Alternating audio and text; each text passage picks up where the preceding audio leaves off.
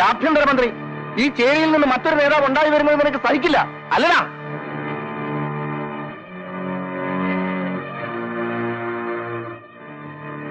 പാവ സുബീർ, ഇനിയും കൂടെ നടന്നോടാ. വാടാ പോവാം.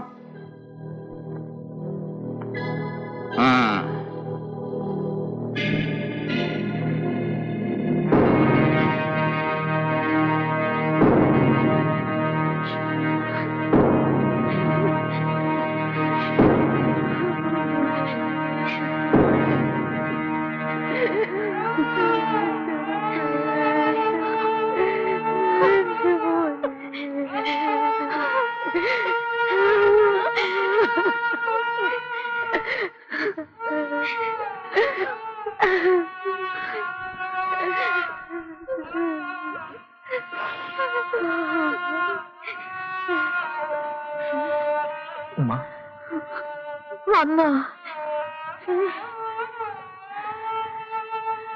വലിയ മന്ത്രി വന്നിരിക്കുന്നു.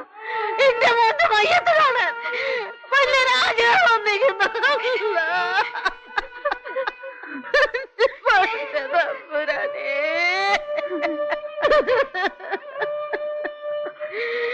എന്റെ കണ്ണിന്റെ മുമ്പ് നാണോലിന്റെ പൊന്നു മോനെ വെട്ടിയരിഞ്ഞത്. എവിടെ പോയി നിന്റെ പോലീസും പങ്കാളോ? എവിടെ പോയി?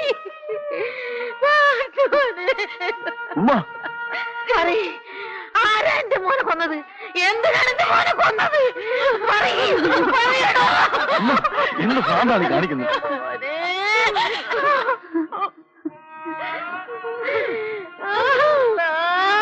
എന്റെ മോനെ കൊന്നവരെ പിടിച്ചു കെട്ടാൻ കഴിയില്ലെങ്കിൽ ഇരിക്കുന്നെ കാണണ്ട.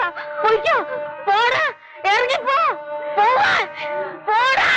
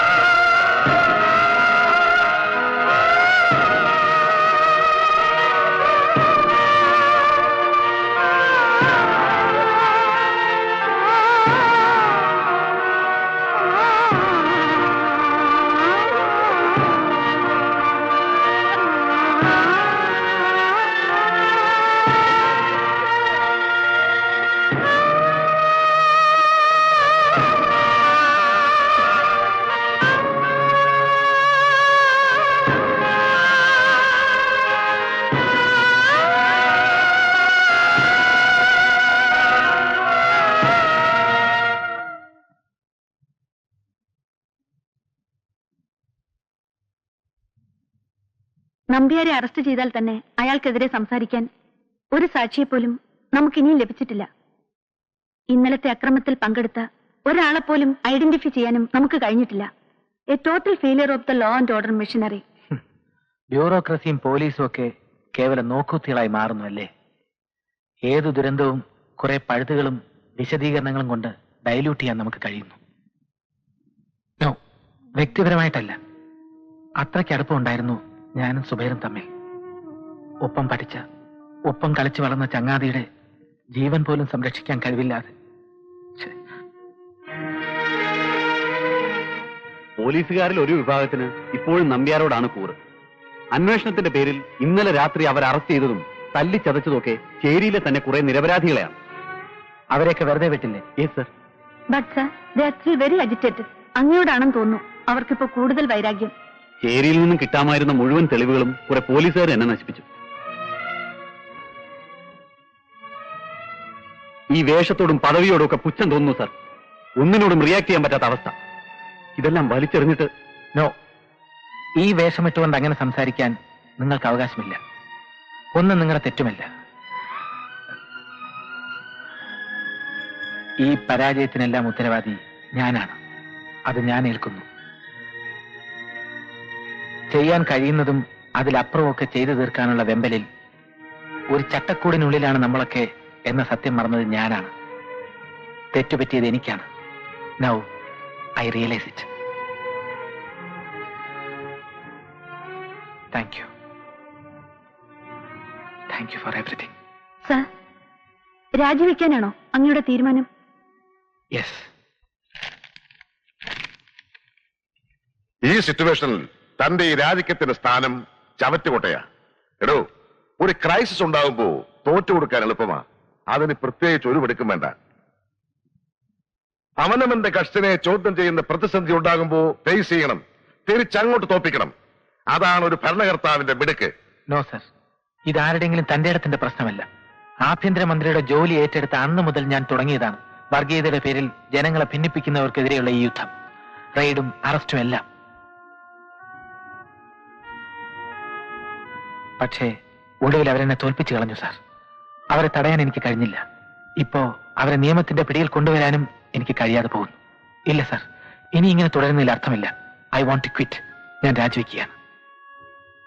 എടോ, തന്നെ പോലെ തന്നെ ഒന്നുമില്ലായ്മയിൽ നിന്ന എന്റെ തുടക്കം. വർഷങ്ങൾക്ക് മുമ്പ് ഒരാവേശത്തിന്റെ പേരിൽ എടുത്തു ചാടിയത രാഷ്ട്രീയത്തിലേക്ക്. അന്ന് നഷ്ടപ്പെടാൻ എനിക്ക് ഒന്നും ഉണ്ടായിരുന്നില്ല, ഒന്നും വേണമെന്ന് മോഹിച്ചുമില്ല.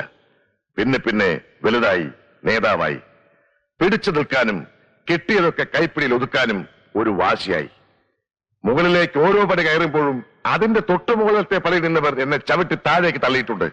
തൊട്ട് താഴെ പടിയിൽ നിന്നവർ എന്റെ രണ്ട് കാലിനും കൂട്ടിപ്പിടിച്ച് താഴേക്ക് വലിച്ചിട്ടുണ്ട്. പിടി വിട്ടു പോകാതിരിക്കാൻ വേണ്ടി ഞാൻ ഒരുപാട് വൃത്തികേടുകളും ചെയ്തിട്ടുണ്ട്. എന്നിട്ടും വീണു പോയിട്ടുണ്ട്. പക്ഷേ അപ്പോഴൊക്കെ ഞാൻ ചെന്ന് വീണത് എന്റെ ജനങ്ങളുടെ കൈകളിലാണ്. എന്നെ വെറുക്കുകയും കല്ലെറിയുകയും സ്നേഹിക്കുകയും ഒക്കെ ചെയ്ത ജനങ്ങൾ.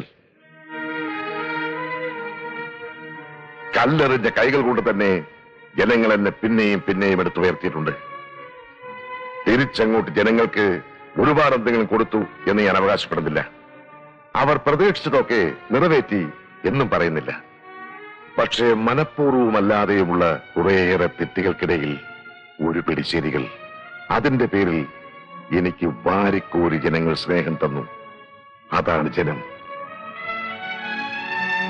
ജനങ്ങളാണ് തന്റെ ബലം. അധികാരം കിട്ടിയിട്ടും താൻ ജനങ്ങളെ മറന്നില്ല, അവർക്ക് അന്യനായില്ല. ഇപ്പോൾ താൻ കീഴടങ്ങുന്നത് ജനവികാരത്തിനല്ല, ജനങ്ങളുടെ ശത്രുക്കളുടെ മുമ്പിലാണ്. താൻ തോറ്റാൽ തോക്കുന്നത് ജനങ്ങളായിരിക്കും. പാടില്ല, നേരിടണം. ആഭ്യന്തരമന്ത്രി എന്ന നിലയിൽ കഴിയില്ല എങ്കിൽ അതിനേക്കാൾ വലിയൊരു പദവിയുണ്ട് തനിക്ക്. ജനങ്ങളിൽ ഒരാളെന്ന പദവി. സ്വന്തം ശത്രുക്കളെ നേരിടാൻ ജനങ്ങൾക്ക് അവകാശമുണ്ടോ? നിയമത്തിന്റെ വഴിയിലൂടെയെങ്കിൽ അങ്ങനെ, അല്ലെങ്കിൽ ജനങ്ങൾ തെരഞ്ഞെടുക്കുന്ന ജനങ്ങളുടെ വഴിയിലൂടെ.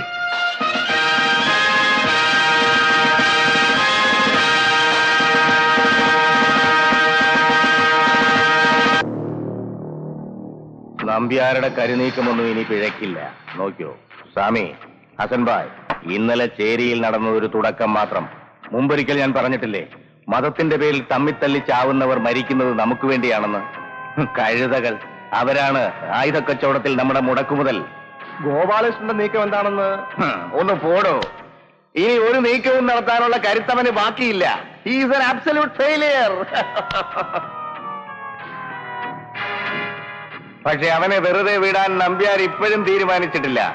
ഗസ്റ്റ് ഹൌസിൽ ക്യാമ്പ് ചെയ്യുന്ന ആഭ്യന്തരമന്ത്രിയെ ഇന്ന് രാത്രി ചേരിയിലെ ആൾക്കാർ കൂട്ടം ചേർന്ന് ആക്രമിക്കും. രക്ഷപ്പെടാൻ ഈ നമ്പ്യാർ അവനെ അനുവദിക്കില്ല. Never, he will never escape.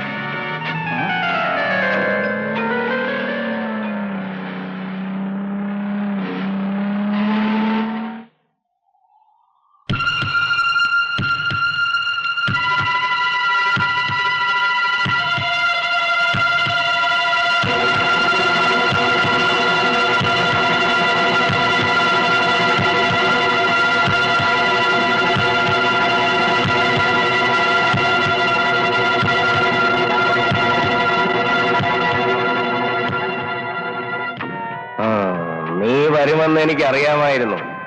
വന്നേ തീരൂ. എന്താ നിനക്ക് വേണ്ടത്?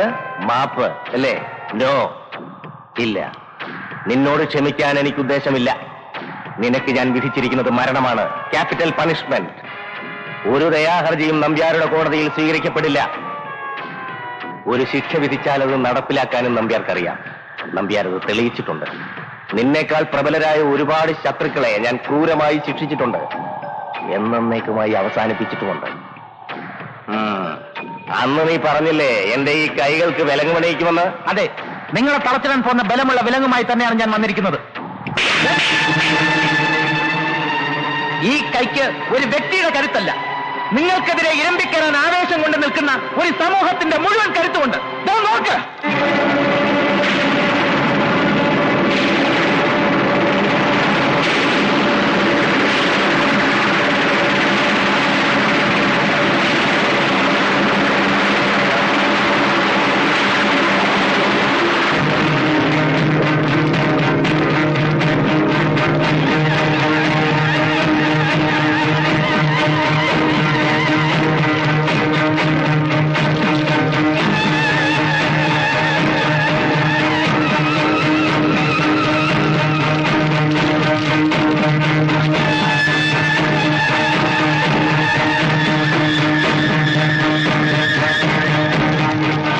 ആഭ്യന്തരമന്ത്രിയായിട്ടല്ല ഞാനിവിടെ വന്നിരിക്കുന്നത്, ഇവരിൽ ഒരാളായിട്ട്, ചേരിയിലെ പഴയ ഗോപാലകൃഷ്ണനായിട്ട്.